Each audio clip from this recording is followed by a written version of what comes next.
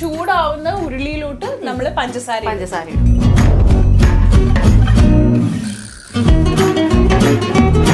ചേച്ചിയുടെ മോനിപ്പോ എത്രയിലായി? മോൻ 10th-ലായില്ലേ? ആരെങ്കിലും കണ്ടാ പറയോ 15 വയസ്സുള്ള ഒരു ചിത്രത്തിന്റെ അമ്മയാണെന്നുള്ളത്?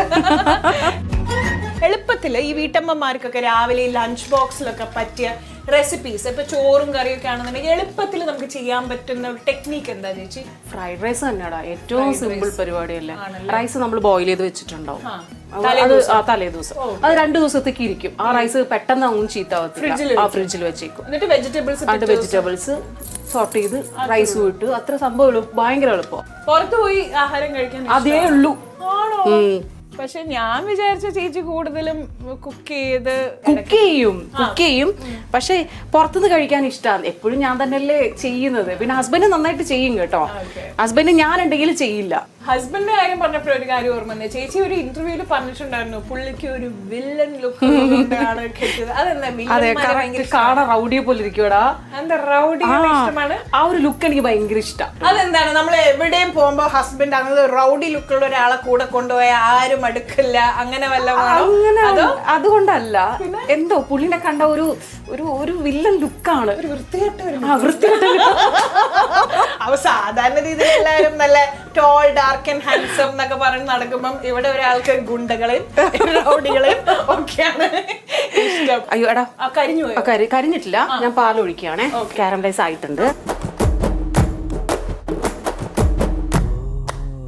അപ്പൊ ഇനി നമ്മൾ എന്താണ് ചേച്ചി? ഇത് നമ്മുടെ ചൗവരി വെള്ളത്തിൽ കുതിർത്ത് വെച്ചിട്ടുണ്ടായിരുന്നല്ലോ.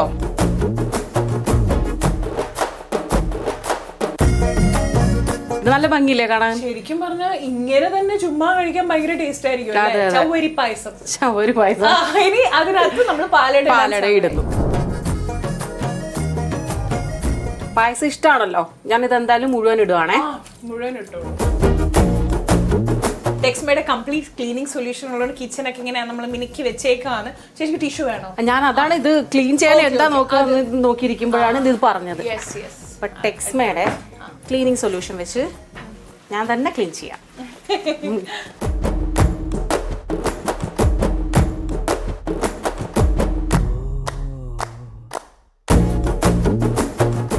ഓക്കെ അല്ലേ? വേറെ എവിടെ ഇല്ലല്ലോ.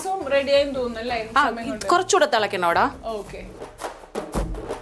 നമ്മുടെ പായസത്തിൽ നമ്മൾ ഈ പഞ്ചസാര കാരമലൈസ് ചെയ്യുമ്പോൾ സ്വാഭാവികമായിട്ട് നമ്മുടെ മധുരം കുറയും.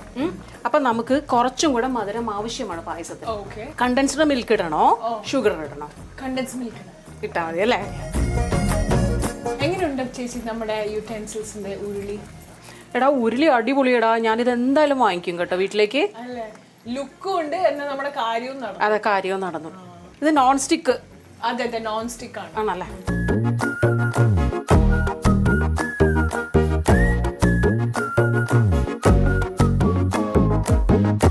ബട്ടർ ശരിക്കും എന്തിനാ? ഇനിയിപ്പോ എനിക്ക് എന്റെ ഒരു സ്പെഷ്യൽ സാധനം എന്താ? ഓ, എന്നാലേ പറയാൻ പറ്റൂ. അപ്പൊ ഞാൻ എന്നാ പുള്ളിനെ വിളിക്കട്ടെ.